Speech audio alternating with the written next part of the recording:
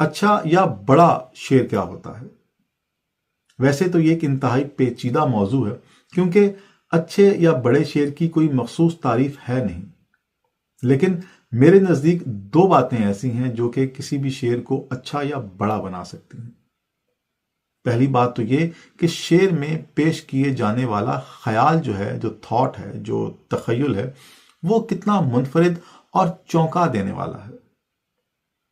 اگر تو شعر میں کہی گئی بات کوئی دہرائی ہوئی بات ہے، یعنی کوئی ایسی بات ہے جو کہ آپ نے پہلے بھی کہیں سن رکھی ہے، تو اس کا مطلب ہے کہ وہ بات کوئی منفرد بات نہیں ہے۔ تو اس کا مطلب یہ ہوا کہ وہ شعر بھی کوئی منفرد شعر نہیں ہے۔ لیکن اگر جو بات شعر میں کہی گئی ہے وہ ایسی بات ہو کہ جس کو پڑھنے اور سننے کے بعد آپ یہ سوچنے پر مجبور ہو جائیں کہ یار یہ تو میں نے کبھی سوچا ہی نہیں، تو اس کا مطلب ہے کہ وہ بات اور وہ شعر انتہائی منفرد ہے۔ جیسے کہ میر تقی میر کا ایک شعر ہے، نہیں ستارے یہ سوراخ پڑ گئے ہیں تمام۔ میر چھت پر لیٹے ہوں گے اور ستارے جو ہیں وہ دیکھ رہے ہوں گے، اور یہ ایسا منظر ہے جو کہ ہر کسی نے دیکھا ہوا ہے، لیکن اس کو دیکھ کر جو خیال میر تقی میر کے ذہن میں آیا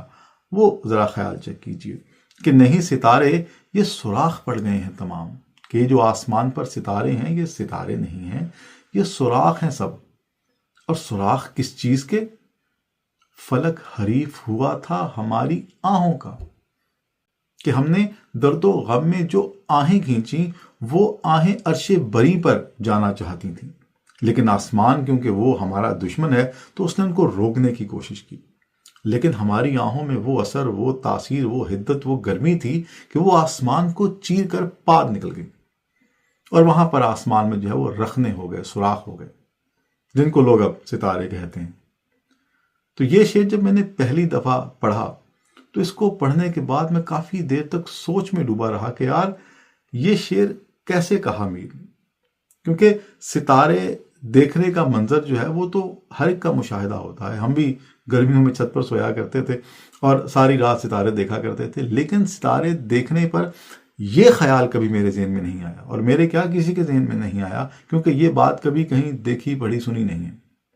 تو یہ جو منفرد خیال ہے، اس کی وجہ سے یہ شعر جو ہے وہ بہت منفرد اور بہت اچھا شعر ہو گیا ہے۔ دوسری بات جو شعر کو اچھا یا بڑا بنا سکتی ہے وہ ہے اس کا انداز بیاں۔ بعض اوقات شعر کہنے کا انداز، الفاظ کا چناؤ یا مصرعے کی ساخت ایسی ہوتی ہے کہ وہ عام سی بات کو بھی بڑا بنا دیتی ہے۔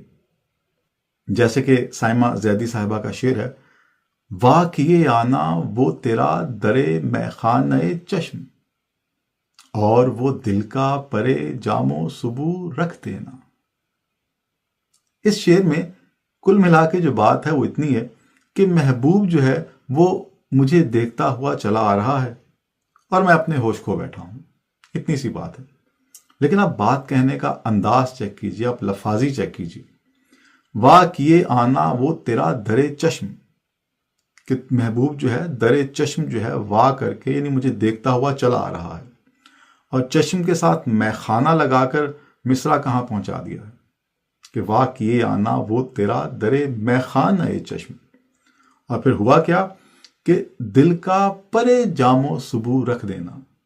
کہ میرا دل جو ہے اس نے جب ان میخانہ بردوش آنکھوں کو اپنی طرف آتے ہوئے دیکھا تو اس نے جام و صبو پرے رکھ دیا کہ اب بھلا ان کی کیا ضرورت۔